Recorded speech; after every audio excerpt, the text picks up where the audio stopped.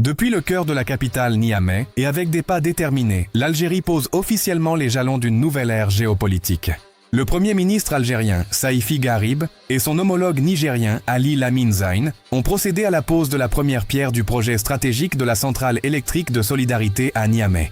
Ce projet ne se limite pas à des promesses, mais s'appuie sur un langage de chiffres concrets.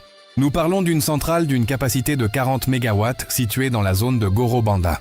L'installation repose sur 2 turbines à gaz d'une capacité de 20 MW chacune. Ce projet va opérer une véritable révolution dans le réseau électrique national du Niger.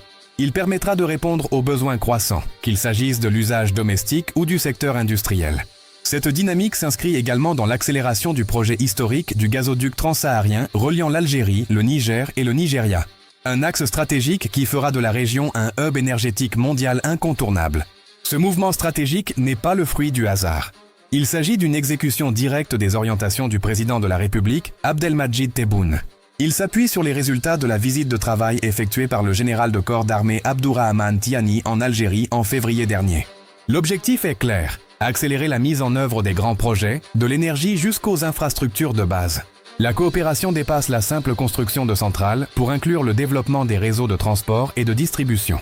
Un partenariat technique de grande envergure est désormais scellé entre le géant algérien Sonelgaz et la société nigérienne d'électricité Nigelec. C'est un passage effectif de la phase de concertation à celle de l'intégration régionale globale.